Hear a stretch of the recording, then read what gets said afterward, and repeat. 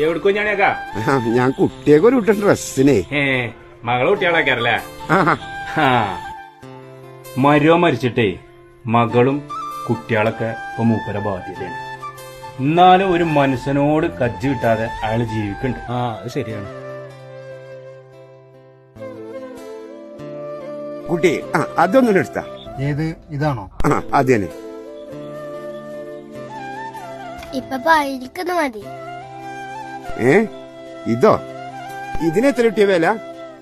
ഇത് കുറച്ച് കൂടിയ ഐറ്റംസ് ആണ്. 1000 വില വരും. പടച്ചമ്പുരാനെ എന്നാ അത് വേണ്ട. കുറച്ചും കൂടി വില കുറഞ്ഞിട്ടുണ്ടെങ്കിലേ അതാ മാണ്ടിയത്. അങ്ങനത്തെ ഇല്ലേ? കുറഞ്ഞതോ? നോക്കട്ടെ കേട്ടോ. ഇപ്പൊ എനിക്ക് മൈലാഞ്ചി വാങ്ങി തരുമോ?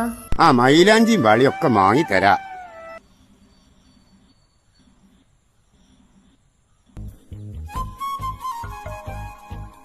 പടച്ചമ്പുരാനെ ബാലനല്ലേ വരുന്നത്?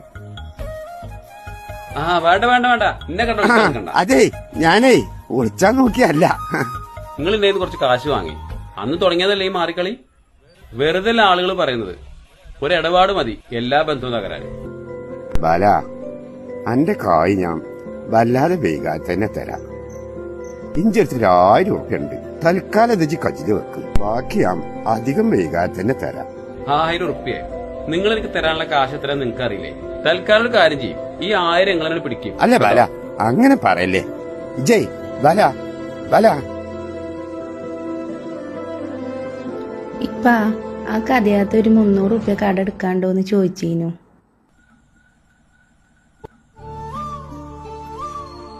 അല്ലാ പെരുന്നാള് കഴിച്ചപ്പഞ്ഞ 1000 റുപ്യാണ് ഉള്ളത്. അതിന്നിപ്പോ ഒരു 300 കൂടി കൊടുത്താ പാവം. ഇല്ലാത്തോണ്ടാണല്ലോ ഇപ്പൊ ഈ ചോദിച്ചത്. ഉണ്ടാവുന്ന് പറഞ്ഞള മളെ. പടച്ചമ്പുരാനെ എവിടുന്നാ ഈ കായ്? ഇത് കുറച്ച് തോലുണ്ടല്ലോ തമ്പുരാനെ. എവിടുന്നാ റബ്ബേ?